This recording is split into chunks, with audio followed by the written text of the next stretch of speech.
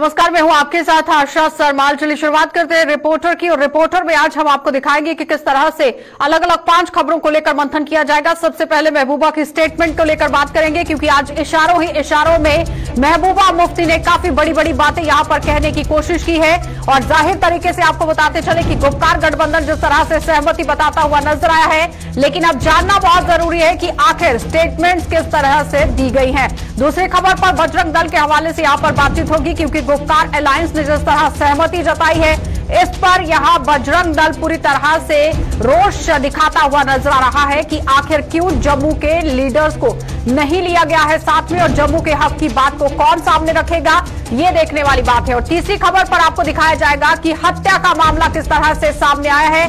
संदिग्ध लोगों की तरफ से यहां हत्या की एक वारदात को अंजाम दिया गया। चौथी खबर पर आपको लिए चलेंगे श्रीनगर, और श्रीनगर के अंदर आपको दिखाएंगे कि जंगली जानवरों का आतंक किस तरह से लगातार बढ़ता हुआ नजर आ रहा है और लोग कितने परेशान हैं, ये जानना बहुत जरूरी है। पांचवी खबर पर आपको जिला सांबा और बड़गाम लिए चलेंगे, जहां पर आपको दिखाएंगे कि जिला सांबा के अंदर पानी की समस्या किस तरह से पेश आ रही है, और बड़गाम के अंदर कम्युनिटी सेंटर किस तरह से खोला गया है और कम्युनिटी क्लासेस यहां पर चलाने की कोशिश की गई है। यानी ये कहा जा सकता है कि युवा जिस तरह से परेशान देखे जा रहे थे, अब अगर कम्युनिटी क्लासेस यहां पर शुरू होंगी तो कितना फायदा युवाओं को होगा, ये देखने वाली बात है। चलिए इस वक्त की बड़ी खबर से ही शुरुआत करेंगे। आपको बताते चले कि लगातार आप देखिए कि गुपकार अलायंस की तरफ से बड़ी खबर देखने को मिल रही है, लेकिन महबूबा का बयान जो है वो धारा 370 और 35A को लेकर देखने को मिला है, क्योंकि PAGD के एजेंडे पर बात करेंगे, इस तरह से बयानबाजी जो है वो की गई है। धारा 370 और 35A को लेकर इशारों में ही निशाना साधने की कोशिश की गई, क्योंकि मुकम्मल तरीके से आप ये समझिए कि गुपकार अलायंस जिस तरह से काम करता हुआ नजर आ रहा है,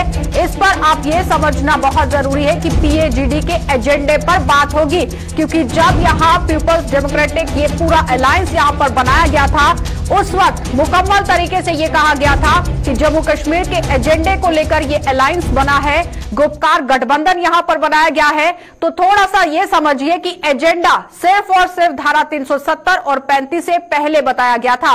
इस तरह से लोगों की तरफ से भी बातें और साथ ही साथ प्रतिक्रियाएं निकलकर सामने आई थी, लेकिन अब यहां महबूबा मुफ्ती की तरफ से इशारों में ही बयानबाजी की गई कि PAGD के एजेंडे पर बात होगी, और PAGD के साथ साथ धारा 370 और 35A को लेकर भी निशाना साधने की कोशिश की गई। हमारे इस वक्त सहयोगी सनम एजाज हमारे साथ जुड़ चुके हैं। सनम, जिस तरह से स्टेटमेंट्स दी गई, मुकम्मल तरीके से आपने भी देखा और सबने देखा कि डॉक्टर फारूक अब्दुल्ला किस तरह से बातचीत करते हुए नजर आए, लेकिन जब महबूबा मुफ्ती की बारी आई, उन्होंने सीधे कह दिया कि एजेंडे को लेकर ही बातचीत होगी। देखिए, बिल्कुल हम तेवरों की बात करें सबसे पहले तो तेवर आज सबके तेज थे। सुबह 11 बजे जो मीटिंग हुई, उस मीटिंग में आते आते ही हमें तेवर सबके तेज नजर आए थे। जब यहाँ मुजफ्फर हुसैन बेग भी आए, माफ कीजिए मुजफ्फर हुसैन शाह जो अवामी नेशनल कॉन्फ्रेंस के लीडर हैं, वो भी आए, तो उनको तेवर भी तेज थे। उसके फौरन बाद महबूबा मुफ्ती जब आई तो उनके तेवर जो हैं वो बाहर भी नजर तेज आ रहे थे, अंदर भी थे। और जब फारूक अब्दुल्ला ये मीटिंग खत्म करने के बाद बाहर आए तो लगता था कि गुस्सा उनका साथ में आसमान पर है। पहले सबसे पहले वो यहाँ पे जो गेट बंद होने का मामला था उस पर जी यहाँ पे जब ये सारे जब मीडिया ब्रीफिंग हुई तो मीडिया ब्रीफिंग में अगर जो फारूक अब्दुल्ला किसी हद तक कूल दिख रहे थे, लेकिन महबूबा मुफ्ती की बॉडी लैंग्वेज हमने यहाँ पे भी बहुत टफ देखी, और यहाँ पे के साथ साथ अभी जो कुछ देर पहले वो बिजवाड़ा नताक गई थी, वहां पे भी उनकी बॉडी लैंग्वेज जो टफ थी। और यहाँ पे अगर जो उसके प्रेस ब्रीफिंग मीडिया ब्रीफिंग में पहले उस मौके पे जो प्रेस ब्रीफिंग हो रही थी वहां पे मीडिया से बात की, बाहर निकल के मीडिया से बात की, और अभी बिजवाड़ा में भी अनंतनाग बिजवाड़ा में भी उन्होंने मीडिया से बात की, और एक शब्द जो उन्होंने अनंतनाग में इस्तेमाल किया वो बड़ा इंपॉर्टेंट शब्द है। उन्होंने कहा कि मैं हालात को, इस सिचुएशन को सबटाच नहीं करना चाहती हूँ। कहा उनके शब्द है कि बेहतर होता कि ये जो दिल्ली हम मीटिंग के लिए जाते हैं उससे पहले प्रिजनर्स को छोड़ा जाता, कुछ कंडक्टिव एटमॉस्फेयर उनके बकौल तैयार किया जाता। तो तेवर और उसके साथ साथ बॉडी लैंग्वेज वो थोड़ी सी अभी भी उसमें कहीं कोई लचक नहीं नजर आ रही है। और अगर देखा जाए तो अंदर की मीटिंग के दौरान भी मामला यही था कि अंदर जो हमारे सोर्सेज से बात हुई है मीटिंग में भी यही तेवर। क्योंकि सनम अगर तारिगामी की बात करें तो वो तो सीधे बात करते हुए नजर आ रहे थे कि धारा 370 को लेकर बातचीत होगी, 35A को लेकर बातचीत होगी, यानी जो विशेष दर्जे के साथ काम यहां पर किया गया उसको लेकर बातचीत होना लाजमी है। देखिए इम्पोर्टेंट यही है, कुछ अंदर की खबरें निकल के जो आ रही हैं ऐसा सब जो निकल आना शुरू हुई है, क्या कुछ हुआ वो डायरेक्टली बताया नहीं जाता है, लेकिन अंदर ये भी बताया जाता है कि ये भी समझाया गया कि दिल्ली के तेवर भी तेज थे। इस मीटिंग के दौरान ये भी बताया गया कि दिल्ली में प्रधानमंत्री हो, गृह मंत्री हो, डिफेंस मिनिस्टर होंगे, जम्मू कश्मीर के जो मंत्री हैं जो सेंटर में वो इस जो मीटिंग होगी उसमें होंगे, और फिर कश्मीर से जो नेता जाएंगे। तो उनका कहना था कि दिल्ली के तेवर भी तेज और इस तेजी में कहीं न कहीं कुछ मुफाहमत निकालनी है, यहाँ से भी टकराव और वहां से टकराव की सोचाल पैदा नहीं करनी है, तो इस टकराव के बीच का रास्ता निकालना है। लेकिन मीटिंग में ये भी बताया गया कि अब और क्या खोया जा सकता है, ये भी इम्पोर्टेंट पॉइंट है। मीटिंग जब डिस्कस हो रही थी बताया गया कि जो जाना था वो चला गया, अब और क्या जा सकता है। स्टेट की बात पे भी वहां अंदर मीटिंग हुई, उसमें वो भी चर्चा में हुई, और जो नेशनल पॉलिटिक्स है, इंटरनेशनल पॉलिटिक्स है, वो भी डिस्कस की गई, और अंदर से लेके बाहर तक मीटिंग की हम अगर कहें तो बातचीत के मुद्दे को लेकर भी उठाने की कोशिश की गई सनम। कहीं ना कहीं पाकिस्तान पर भी इशारा जो है वो देखा गया महबूबा मुफ्ती का। आज आपको अगर बात करने का मौका मिला, आपने देखा कि महबूबा मुफ्ती जब बिल्कुल कैमरा के सामने आती हैं तो वो किस तरह से बयानबाजी करती हुई नजर आई, जो एक तरह से सवालिया निशान जरूर बनाता हुआ नजर आया। देखिए सवालिया निशानी है, महबूबा मुफ्ती ने पाकिस्तान का नाम पहले लिया, उसके बाद उसने दिल्ली का नाम लिया, और फिर बातचीत करनी है तो पाकिस्तान के रास्ते से करनी है, ये भी उसने बताया।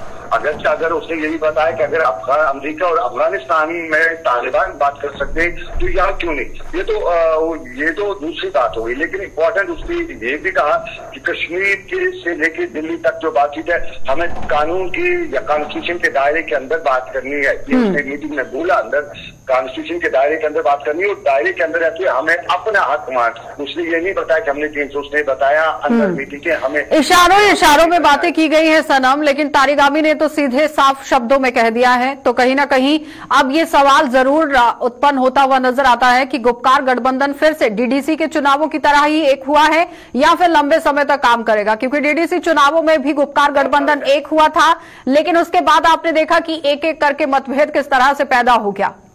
देखिए बिल्कुल आशा, इस वक्त गुपकार एलान पे सबसे ज्यादा प्रेशर है। दिल्ली पर भी प्रेशर हो सकता है या नहीं हो सकता वो अलग बात है, लेकिन सबसे ज्यादा प्रेशर इस वक्त गुपकार एलान पे है, क्योंकि अगर गुपकार एलान पॉलिटिकली तौर पे कोई भी इस टाइम गलती कर जाता है, कोई चूक कर जाता है, तो उनके सबूत बहुत से तैयार बैठे हैं, यहाँ कोई भी उनकी सत्ता का पता गिरा सकता है, तो वो सत्ता का पता। और सनम उन्हीं बातों को लेकर आज एक होने की कोशिश की गई है और अराक जो है वो अलापने की कोशिश की गई। अब देखना ये होगा कि कब तक सहमति जो है वो इनकी बन पाती है।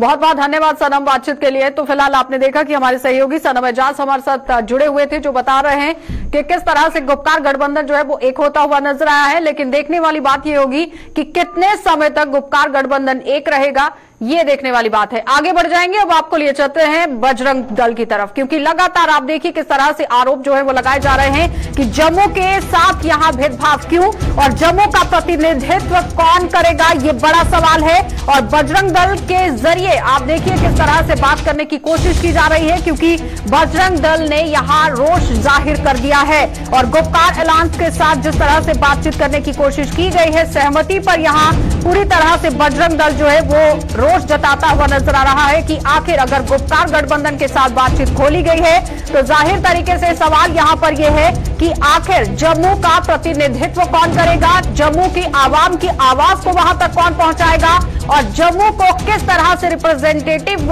तरीके से वहां रखा जाएगा, ये देखने वाली बात है। लेकिन अब बजरंग दल यहां सवाल उठाता हुआ नजर आ रहा है। फोन लाइन पर इस वक्त स्टेट प्रेसिडेंट बजरंग दल के ही राकेश बजरंगी हमारे साथ जुड़ चुके हैं। राकेश जी, जिस तरह से सवाल उठाया गया कि आखिर कौन यहां प्रतिनिधित्व करेगा, क्या लगता है कि किस तरह से काम होना चाहिए था? आशा जी नमस्कार।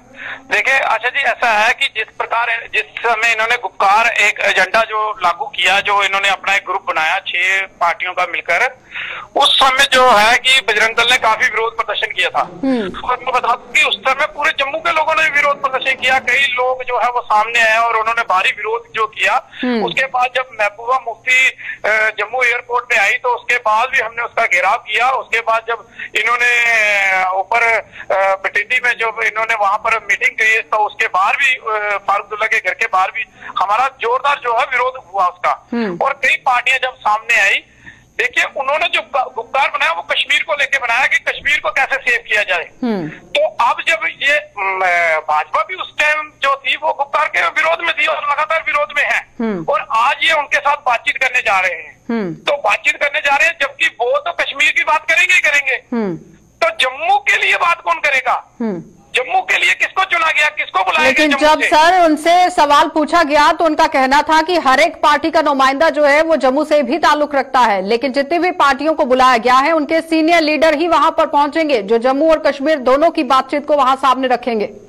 देखिए जितनी भी पार्टियां हैं, कोई भी जम्मू की बात आज तक की नहीं, सभी सत्ता में रही है। जितनी पार्टियां जिनको बुलाया गया सब सत्ता में भागीदार रहे हैं। कोई डिप्टी सीएम रहा है, कोई सीएम रहा है। देखिए उनमें से किसी ने आज तक जम्मू की बात नहीं की है। तो जम्मू की बात कौन करेगा, हम यही पूछने जाते हैं। जम्मू देखिए भाजपा भी सत्ता में रही, जम्मू की बात तो की नहीं। जम्मू में इन्होंने खुद माना कि जम्मू के साथ भेदभाव हुआ इनकी सरकार के टाइम भी, तो फिर जम्मू की बात कौन करेगा? हाँ, हम ये पूछना चाहते हैं। ये बार बार कश्मीर की बात करते हैं, जितने भी यहाँ पे बार बार कश्मीर की बात करते हैं। क्या लगता है राकेश जी कि किसे न्योता मिलता तो वो जम्मू की आवाज को वहां तक पहुंचाता? देखिए जब ऑल पार्टी मीटिंग है तो इसमें उन्होंने सभी को बुलाना चाहिए था, जो जिन्होंने राजनीति में कदम रखा है सभी को बुलाना चाहिए था, ताकि जम्मू, देखिए जम्मू रीजन की भी तो पार्टियां बनी हुई है कुछ, उनको बुलाते ना, वो भी बात रखते, ताकि जम्मू के लोगों की जो परेशानियां हैं वो सामने आती।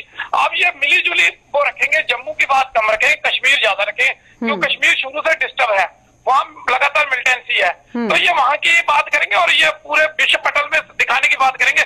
कश्मीर की बात करके ये दिखाने की कोशिश करेंगे कि हम देखो कश्मीर का कितना ध्यान कर रहे हैं। चलिए जम्मू को हमेशा भूल चलिए जाते हैं। राकेश जी, बहुत बहुत धन्यवाद जुड़ने के लिए। तो फिलहाल आपने देखा कि राकेश बजरंगी हमारे साथ जुड़े हुए थे, जो कि स्टेट प्रेसिडेंट हैं बजरंग दल के, और वो सीधे तरीके से आरोप लगाते हुए नजर आ रहे हैं कि अगर न्योता दिया गया है तो सिर्फ महज यहाँ गुपकार गठबंधन को क्यों दिया गया, जम्मू के नेताओं को क्यों नहीं बुलाया गया, अलग अलग पार्टियों के नेताओं को क्यों नहीं बुलाया गया, जम्मू की जनता की आवाज को वहां तक कौन पहुंचाएगा, ये बड़ा सवाल उन्होंने छोड़ दिया है। आगे बढ़ जाएंगे, जिला राजौरी आपको लिए चलते हैं, क्योंकि आज जिला राजौरी से हत्या का मामला देखने को मिला है।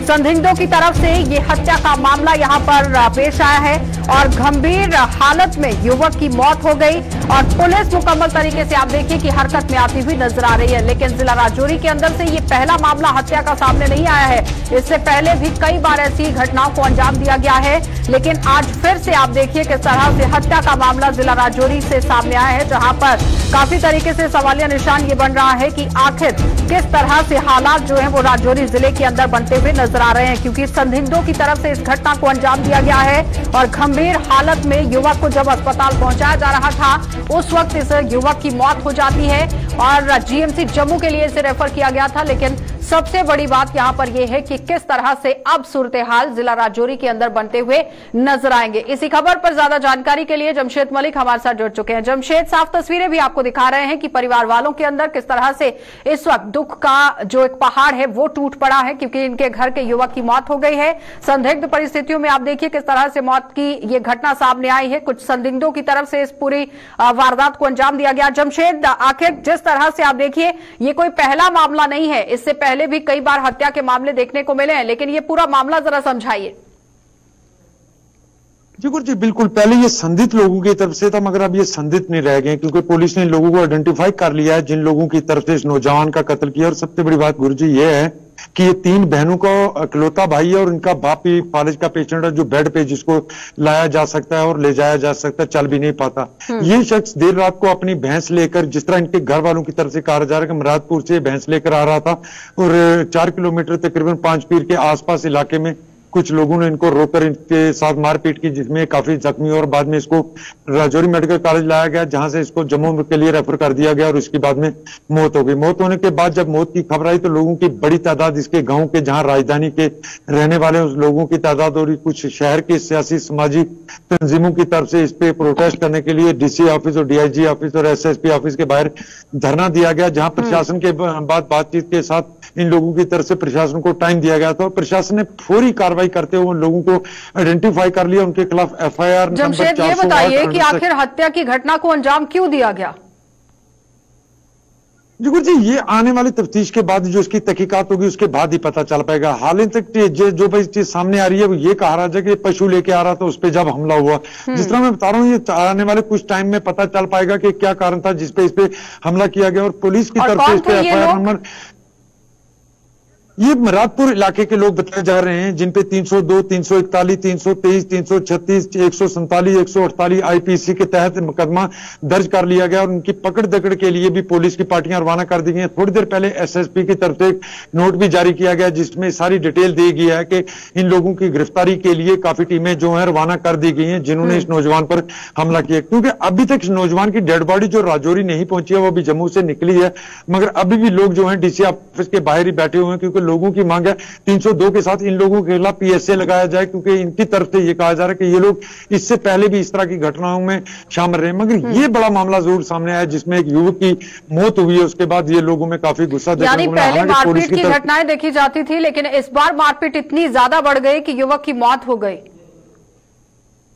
बिल्कुल जी, इससे पहले जो इस तरफ से मामले सामने आते थे यही रूट है जहां से इस तरह के पहले मामले सामने आते थे, मगर उसमें मारपीट के मामले सामने आते थे, मगर इसमें युवक की मौत हुई है। ये पहला मामला इस तरह का राजौरी में होगा जिसके बाद लोगों में भी काफी गुस्सा देखने को मिला। हालांकि ये कहें कि युवक की जब पिटाई उसके बाद कुछ लोगों ने उसको उठा के हॉस्पिटल तक पहुंचाया, वहां से इसको बाद में रेफर किया गया। और आज की बात जिस तरह लोगों में ये था, इसमें हर एक मजहब के लोग भी हमने देखे जिनकी तरफ से ये मांग जरूर की जा रही थी कि जो लोग इसमें मुलव्वस हैं उनके खिलाफ सख्त कार्रवाई की जाए, क्योंकि ये लोग लोग कुछ ऐसे हैं जो यहाँ के समाज को, यहाँ का माहौल खराब करने की कोशिशें लगातार करते रहते हैं। चलिए जमशेद, बहुत बहुत धन्यवाद जुड़ने के लिए। तो फिलहाल आपने देखा कि जमशेद मलिक हमारे साथ जुड़े हुए थे जो हमें पूरी जानकारी दे रहे हैं कि किस तरह से ये मामला यहाँ पर पहला सामने आया है, लेकिन पुलिस हरकत में आई है, टीमों का गठन कर दिया गया है क्योंकि लोगों के अंदर भी भारी रोष देखा गया है और लोग भी अब इस पूरे मामले में कूदते हुए नजर आ रहे हैं।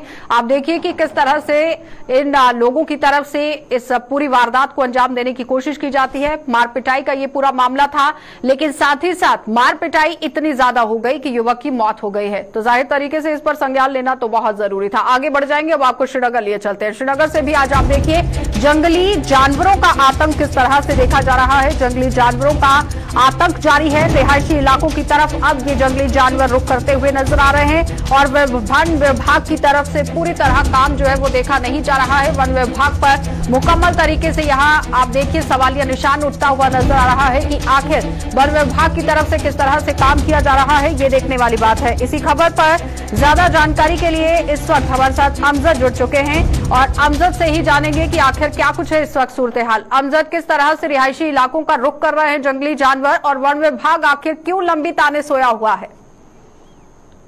देखिए, ऐसा लगातार कभी सेंट्रल, कभी साउथ, कभी नॉर्थ कश्मीर के अंदर तेंदुओं का आतंक जारी है। यानी जम्मू कश्मीर के इस हिस्से में पिछले कई समय से तेंदुए अपना आतंक दिखाते हुए नजर आ रहे हैं। कभी किसी जगह पर रिहायशी इलाके में उसके लोगों का हमला, जानवरों जिस तरह से बड़गाम में हुआ उसी तरह से जिस तरह से बच्ची को उठा के ले गया एक तेंदुआ, ये भी काफी बुरी खबर है क्योंकि जम्मू कश्मीर के अंदर लगातार ऐसी आने वाली खबरों पर जो हम कह दो एक तरह से वन विभाग है वो अपना दुख तो जता रहे हैं, साथ ही साथ कई सारे जानवरों को पकड़ भी रहे हैं, लेकिन अभी भी लगातार तेंदुए आ रहे हैं रिहायशी इलाकों में।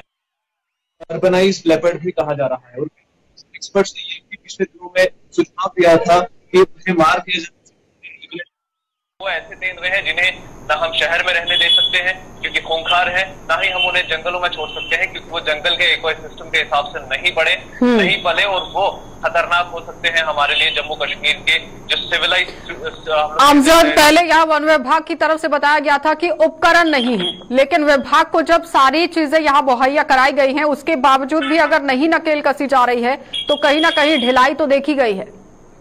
देखिए अच्छा, अलग अलग जगहों से अलग अलग तरह की इसमें कहानियां सामने आ रही हैं। पिछले दिनों में हमने जिस तरह से देखा, वन विभाग ने पहले ही चेतावनी जारी की थी बड़गाम में कि जो साथ की बनी हुई नर्सरी है उसकी कटाई की जानी चाहिए, खतरनाक हो सकता है, नहीं हुई। उसके बाद जो घटना सामने आई वो काफी दुखद थी। उसके बाद भी कई सारे अलग अलग ऐसे इलाके हैं जहां पर अगर हम निशात की भी बात करें, श्रीनगर के एडजेसेंट एरियाज में भी कई तरह के जानवर बार बार दिखाई देते हैं, लेकिन उसके बावजूद भी जो डिपार्टमेंट है उनका हम कहें तो एक तरह यानी डिपार्टमेंट को काम करना बहुत जरूरी है। बहुत बहुत धन्यवाद अमजद बातचीत के लिए। तो फिलहाल आपने देखा कि अमजद हमारे संवाददाता हमारे साथ जुड़े हुए थे, जो बातचीत कर रहे थे कि किस तरह से वन विभाग की टीमें लगातार काम करती हुई नजर नहीं आ रही है। आगे बढ़ जाएंगे, जिला सांबा आपको लिए चलते हैं। जिला सांबा के अंदर आप देखिए पानी की परेशानी किस तरह से देखने को मिल रही है। लगातार आप देखिए पानी की समस्या झेलनी पड़ रही है। वाटर फिल्ट्रेशन प्लांट तो बनाया गया है लेकिन लोगों को समर्पित नहीं किया गया है। सफेद हाथी ये यहाँ पर साबित हो रहा है। फिल्ट्रेशन प्लांट बनाने का लाभ मुकम्मल तरीके से आम जनता तक नहीं पहुंच रहा है और 2018 में इसका काम शुरू किया गया था।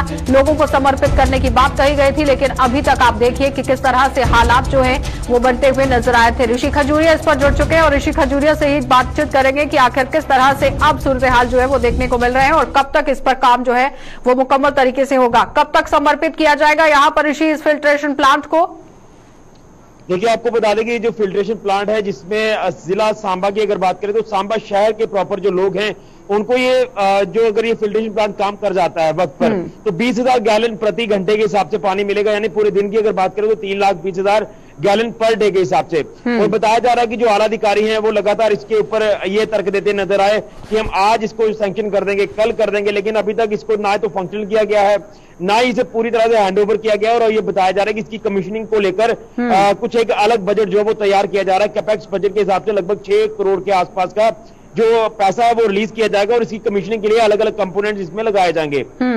और बताया जा रहा है कि इस साल के अंत तक ये जो फिल्ट्रेशन प्लांट है ये चल जाएगा और इसका जो फायदा है वो सांबा शहर के लोगों को मिलेगा। यानी पानी की जो किल्लत लगातार एक बड़ी किल्लत बनी हुई है सांबा के लोगों के लिए।